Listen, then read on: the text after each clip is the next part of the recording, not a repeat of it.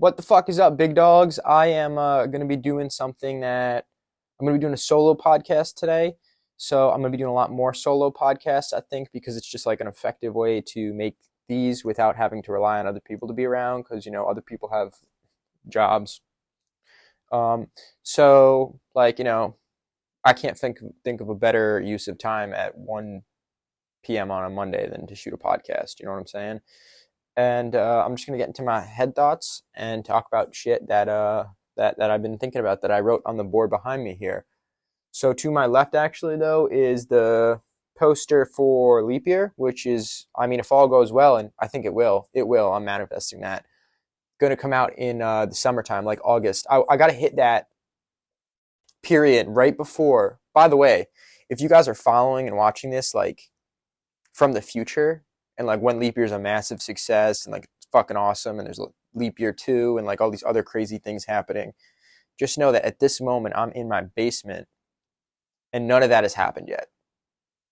None of that has happened yet. The movie's been made, but right now it's my future and it's just sitting on that computer as we piece together the audio and the music's. Our composer, Ryder Johnson, who's a fucking badass composer, he did a song on Fast and Furious X, the new one, and he's worked with like the Kid Laroi, a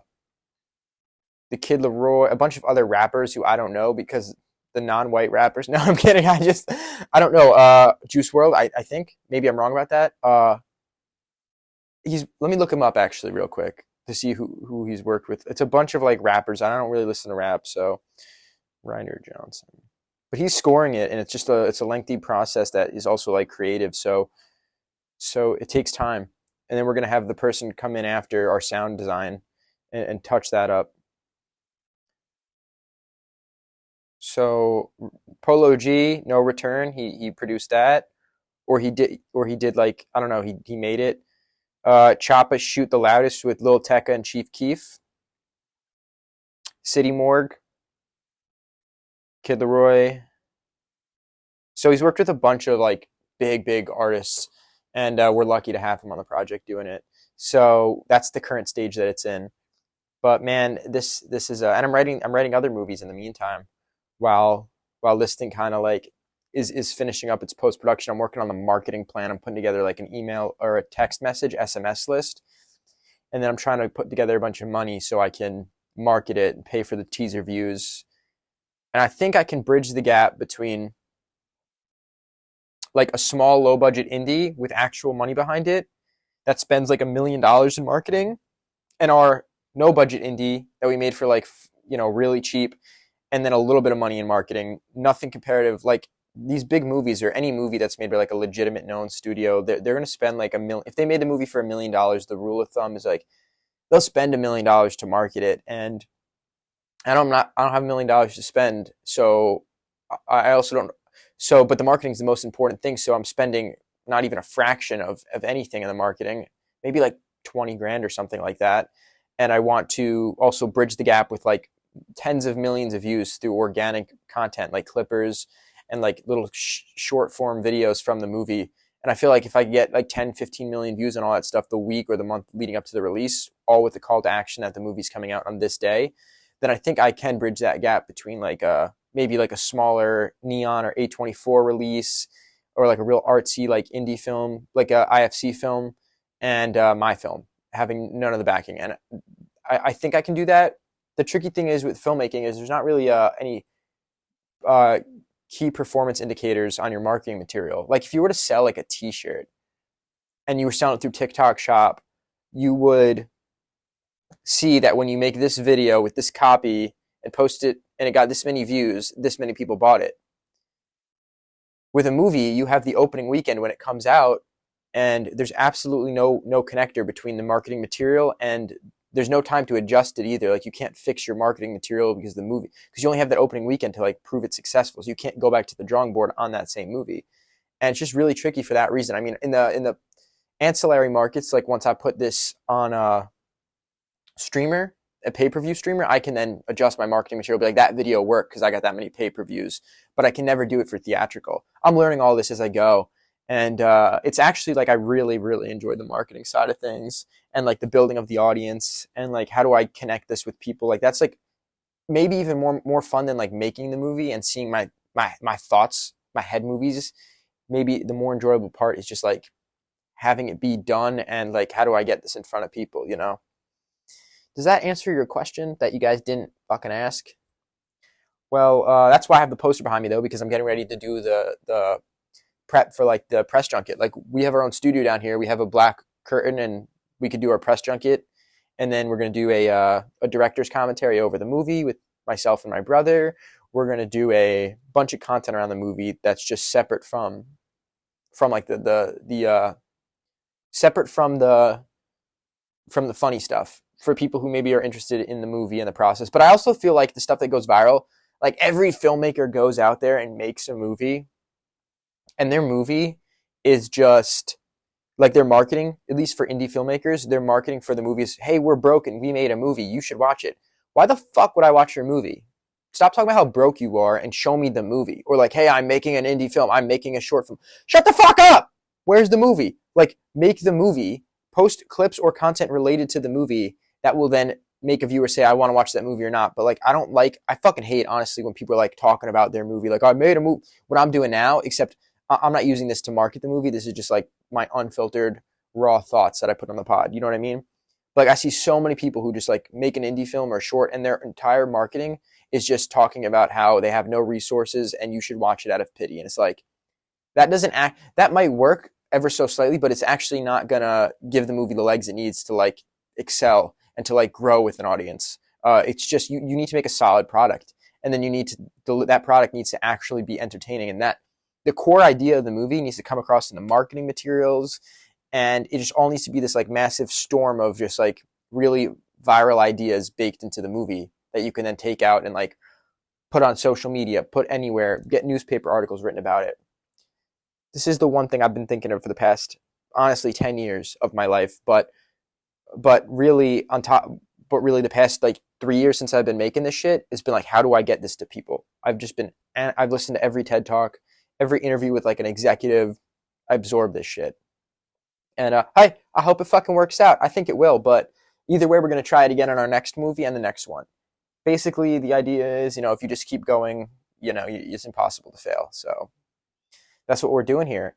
And that shit has to happen because, like, right now, dogs, Quinn is broke. Quinn is broke as hell. Job market's cooked. Can't get a job.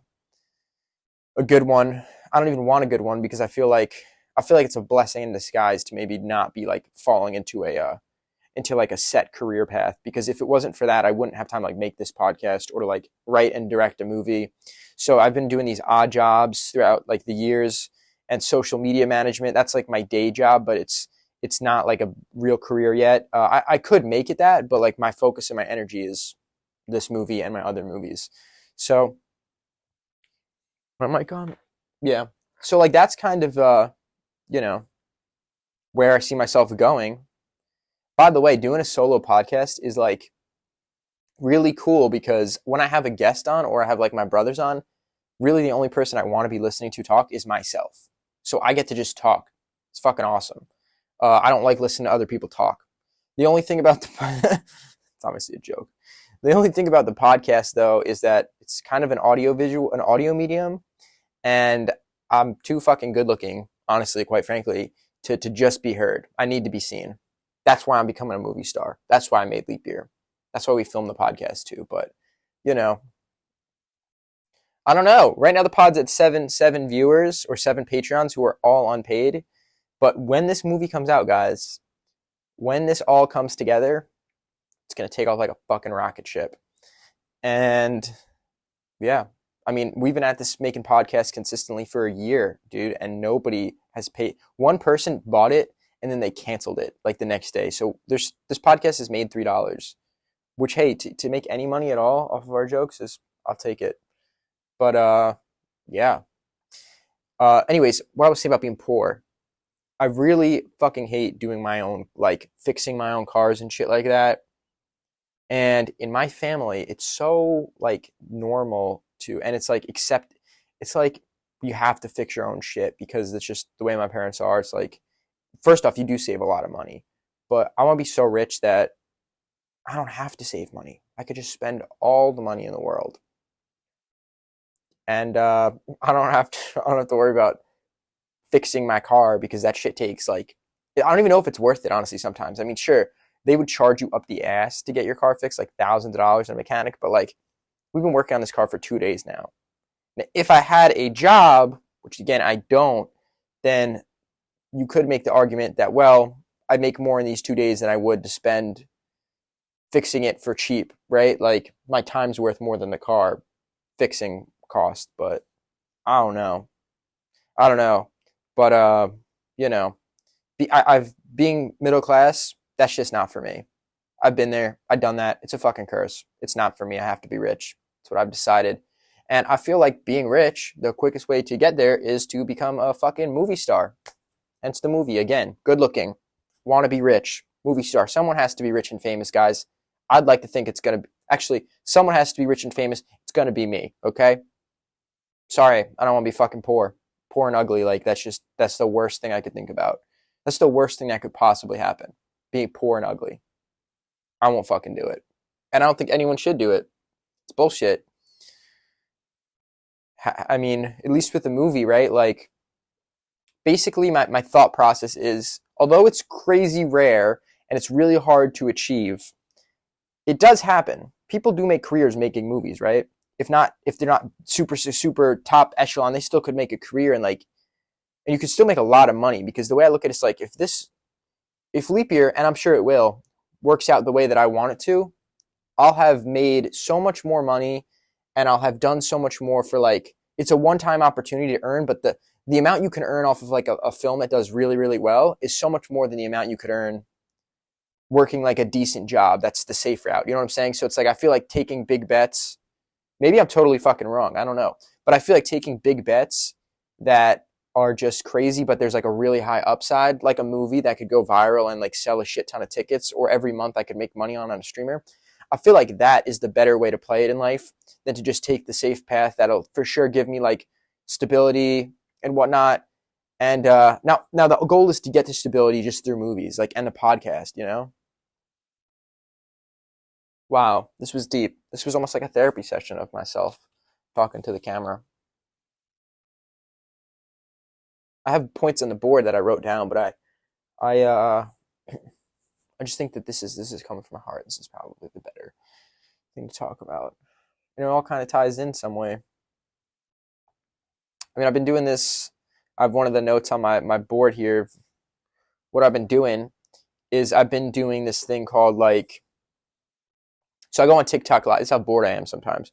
I go on TikTok live and I'll scroll through the lives of like people talking. And there's always someone like, there's always people doing ridiculous shit, like playing with snakes or whatever it is. Like someone's an expert in their thing and they're like making TikTok lives about it. And I go in there and I'll start commenting like, no, that's AI.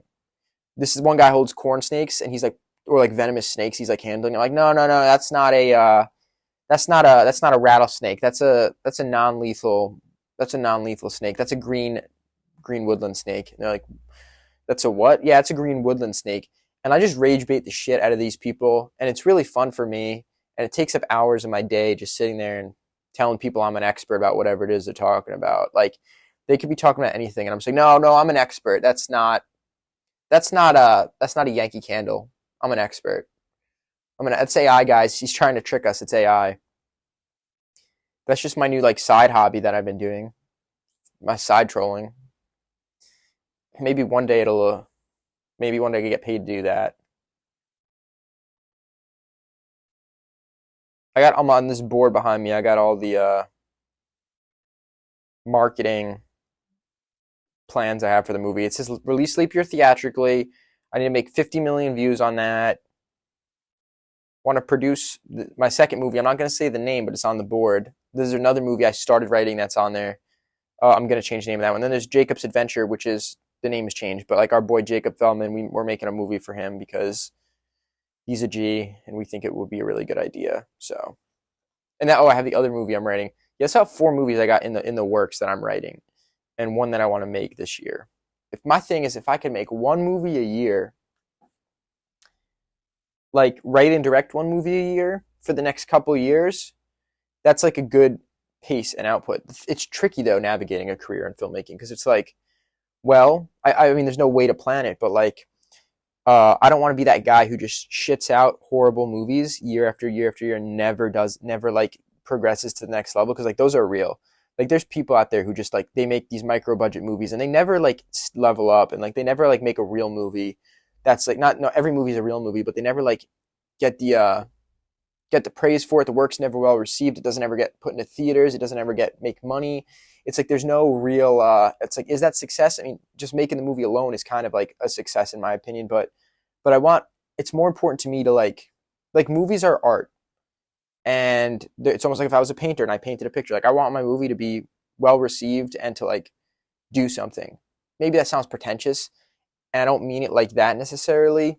I'm just saying like I don't want to just make shit and throw it into the void year after year. Like I want to make movies that at least get some traction. And then each movie brings me to the next movie, which I'm not saying you need a higher budget, but I'm saying like maybe you have maybe there's like an ecosystem of people who are like, oh my God, I can't wait for this Quinn Moore movie to come out. Like that's exciting. There's another one coming out. You know what I mean?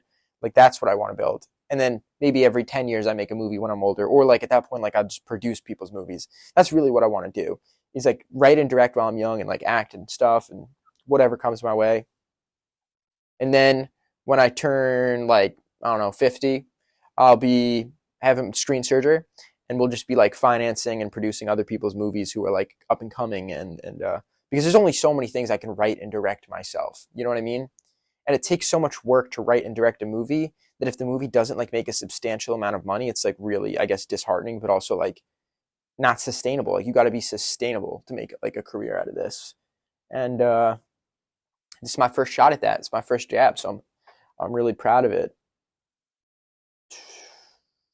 And it's got to be out by the summer. And I assume a lot of you guys are going to be watching this. My newfound fans from Leap Year, and then you'll be seeing me now. And welcome.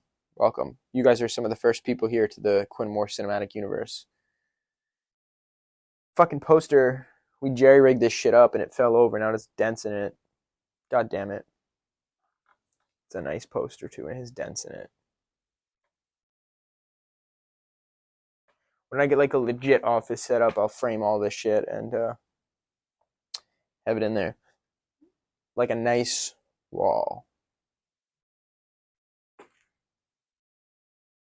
My mom just texted me something. Let's check out what it is. Maybe this will be topic of conversation. JetBlue reportedly deleted JetBlue tweet just confirmed everyone suspected about airline ticket prices. I love flying JetBlue, but a $230 increase on tickets after one day is crazy. Just trying to make it to a funeral. Try clearing your cache and cookies and booking with incognito window. We're sorry for your loss. That's crazy. No, that is true. So basically, like these airlines, if you're going to buy a ticket, you should clear your history and clear your cache on your phone or your computer. My mom's always saying this because, like, what will happen is they track and we're all under surveillance. Like, we know that. But you'll be under surveillance from these companies like JetBlue, and then they'll purposely bump the prices up of flights if you searched a flight before or if you talked about a flight. If you Googled anything about flying or traveling, they're going to give you a higher price because they know you need it, you know? And it's fucked up, but it's what they do.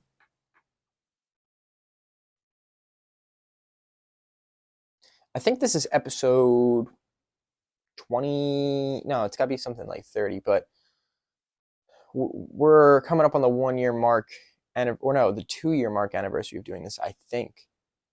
It's crazy because the first pod I shot, like the long form thing, didn't get many views because it wouldn't naturally, but the clips got like at this point over 10 million views. So I think that's pretty cool that the clips are getting that many views. Well, and I had a clip I had something I wrote down that I wanted to.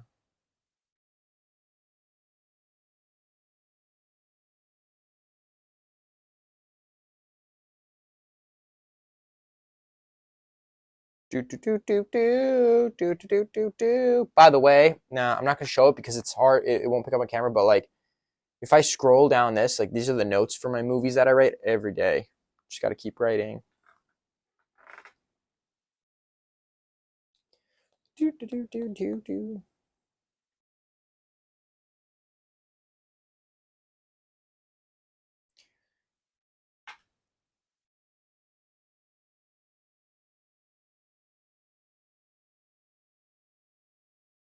Oh yeah, this is good. I've completely killed my digital footprint. This kind of ties into what I was saying earlier. Like, I used to go by on Instagram, like it was controversial bad boy was my app, because right when I graduated, I was like, the thought I had was, well, I don't want to completely shut myself out of a normal job, because if they look up the things I'm posting and like the shit I'm creating, like it's weird. It's like as a comedy person, unless you're successful with the comedy, then people hold it against you. But if you are successful, then it works in your favor. So like now, I mean, I'm making a movie, and I think people will see that. And when the movie comes out and it's known, it's like it'll do more pros than cons. But until you have that success, people look at it negatively, like, oh, you're just making stupid jokes and you're not a serious person. That's kind of the vibe I got, and that was true. So all my social media ads were like controversial bad boy, not Quinn Moore. Now I've changed them back since, because I've kind of just committed, like, my digital footprint is dead. If anybody's going to judge me for the content I'm making, then so be it. I don't care, because I'll only ever ascend to like my true creative whatever, like the like I'll only reach the level I want to reach if I really am myself and make the crazy jokes that I want to make. Some might see them as like offensive or stupid or cringy or whatever it is, but it's like I have to make the jokes to get to the place, because if I just play it safe, I will never ever be it's like I will never ever achieve what I want to achieve. So I can't play it safe. So I said, fuck it. I'm all in. No one wants to hire me at like a normal ass company. So I'm just doing my own thing, and I'll figure it out until then. Like for real, I've applied to so many jobs, and like the job market is trash, but two, like it's funny. I applied to a bunch of mainstream jobs in like the film industry, because I live on Long Island in New York. And I never got like a single interview at any of these companies, like Paramount, Warner Brothers, Fox, all of these big companies, production companies. Like they're super. I don't know who the fuck they're hiring, because it's not me. But in hindsight now, in 2026, that was in like 2023. It's like they fired all the young new employees anyway, because all the mergers and shit. So it's like I'm kind of glad that I never got caught up in that system, because I would have been fired. I wouldn't have a job. So I'd be in the same spot, except I probably wouldn't have made my movie. I probably wouldn't have done the things that are like truly what I want to be doing. That's the other thing about directing. It's like I wanted to be a sorry, I'm talking about a lot about myself, guys. It's just that I don't know what else to talk about. I mean, it's kind of I'm a narcissist. Uh like so like if I went into a normal production company like Paramount and got a job as like an office assistant or something, then what would happen is I work my way up that ladder and I become a producer. I always felt like I was coming up with crazy out of the box, ridiculous ideas, everything I've ever done. And it occurred to me, like, that's not being a producer. Like, that is being a producer, but it's also being a writer and a director. The awesome thing about that is I don't need anybody to like say, hey, you're a writer and a director now. Like, you just need to do it. So I've just been doing it. Wrote and directed the movie. I've just been doing it. And that's the awesome thing. That's the pro and the con about like being an independent filmmaker, is you don't need anybody to give you permission, but also nobody's looking for what you're making, so you have to put it in front of them, you know? And I feel like maybe not getting a job in the traditional sense of like film industry or media, because it's so competitive out there, and that's before the shit hit the fan in like the film industry or entertainment or media in general. But so I'm like, fuck it, I'm just gonna do it myself, and I killed off the controversial bad boy persona. Now it's just Quinn Moore. And I do also feel like I've kind of now, like, you look at my page, my Instagram, like, I'm a couple clips with millions of views, a couple clips with thousands, but it's like it's enough to be like, this is working. Like I can take the step of faith and like go all in, and like if anyone has a problem with that, then fuck them, because 10 million people watch the clip and 230,000 of them like the videos. So there's an audience out there for what I'm doing, whatever it is. Now I just got to double down on the work and kind of like carve out the audience, you know?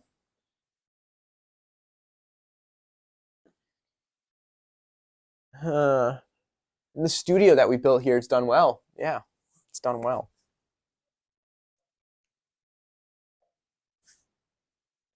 I guess I guess this episode as a whole is kind of like for young people. Like, I mean, a lot of you guys watching are probably in your 20s now. I'm 26 when I'm making this, but I mean, also with social media, it's like that's like a gold rush. It's like we have an opportunity, especially for like in media. Like if you could have told, listen, like if you told like Christopher Nolan when he was starting off his film career, hey, you can have 1 million people see the trailer without spending $1, like that would blow his mind. And like imagine what those people would have done with that knowledge. We all have it at the tips of our finger, and I feel like we all take it for granted. And we don't realize what like a how powerful it is. I mean, it's safe to say, I'm not bragging here, but just based on numbers alone, like I've gotten like millions of views on the leap year stuff, and a couple thousand, like nearly 10,000 people follow the accounts for leap year, all the different Clipper accounts and movie accounts. Like Christopher Nolan, Quentin Tarantino, Martin Scorsese, all these guys' first movies, nobody saw their first movies. They definitely didn't have 10, 15 million views on their first videos and promotion for their first movies, and they didn't have like thousands of people seeing it. And I'm not saying I'm anything special for that, but I'm saying like our generation as a whole has that. And imagine where we'll all be as creatives and filmmakers in 20 years, 15 years, if you keep at it. I really do think it's just a matter of like time with this. And I am seeing breakthroughs in my career with this, like people reaching out, like curious, like industry people, like, what are you making? What are you working on?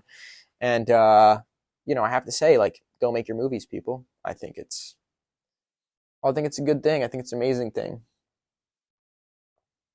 But I'm also like I feel like the pod's like really cool because I get to make movies and then talk to the audience and build the audience. And that's kind of the whole way is to like build a life that's also a career. Like every day I could shoot a podcast and then I can go write my movie and then I can go put the movie out, make a bunch of money, continue to make the podcast, to build an audience, and like live my life the way I want to live it. It's like a perfect intersection between like what do I want to do with my life, what makes money, and how do I achieve that in today's media economy. And I think a podcast plus feature film projects is the way. That's not brain surgery. It's nothing new. Like there's a lot of people doing this, but I just think I do think leap year is really unique. I think leap year is a really funny concept. I think I want to build my career as a director doing like these really almost like think live action South Park. Like if South Park was live action, like and they were like some guy who made like 20 or 50 movies over his career that were really just like episodes of South Park. That's kind of what I want my career to be after. And I do want to do other shit too, like horror movies and these other films, but I'm too early to like step away from the oddball comedies. I need to make a name for myself as an oddball comedy guy, and then I could go into that, and it'll be even more praised when I make something serious, and it's good because they're like, oh, how did you do that? You can't comedian, you can't possibly make something that's not funny.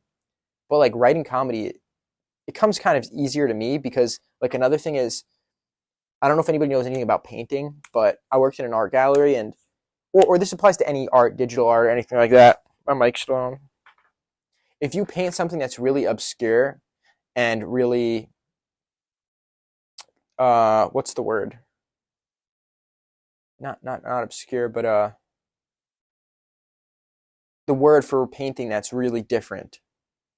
The design, it's like abstract. If you paint something abstract, nobody has anything to reference it by. So they can't say whether it's good or bad.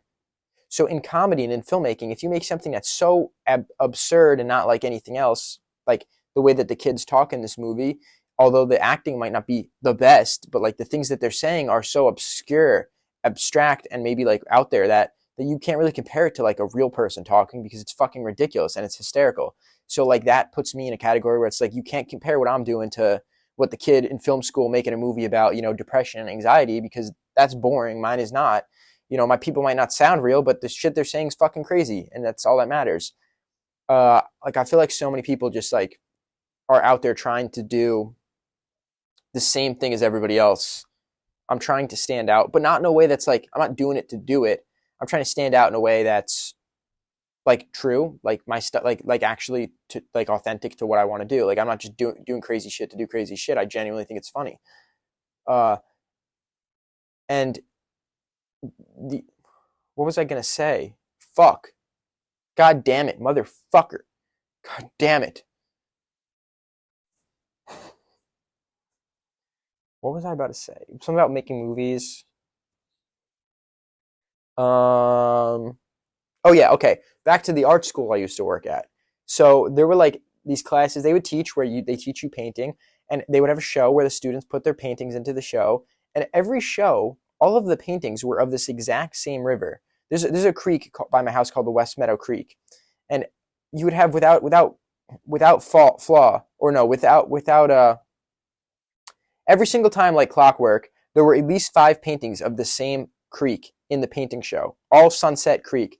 I'm like, why is that? Why did all these people paint the same thing?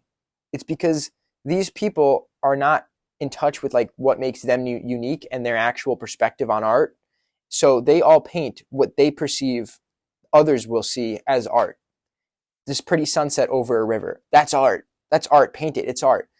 And in the end, because everybody's pursuing art, they all make the same thing. And it is not unique or different or anything. It's a pretty picture, sure, but it doesn't actually do anything for you. It doesn't do anything for me because you all did the same thing because you're clearly out here looking to appease other people as opposed to looking to make something you enjoy. If I was painting, and I have painted before, nothing serious, I literally painted a stick figure, yo. I painted a stick figure character, and I called it Raw Passion. Now, I partly was like making fun of the people who went to that school and painted and took it so seriously, but all painted the same boring shit. And like they were technically skilled painting, but like they were technically skilled at like painting, but they didn't have any like they had no sexy to their art. It needed more sexy. I brought sexy. I don't know where the painting is. It's in my room, but it's like a little stick figure called Raw Passion. And this dickhead fucking named Bill, this fucking dickhead who worked at this place, fucking real retard this guy was, he came in and we had it on surveillance footage. He threw my painting in like a fit of rage on the ground, and he threw it on the ground and fucking stepped on it or some shit and like ripped them off the wall, and they were damaged.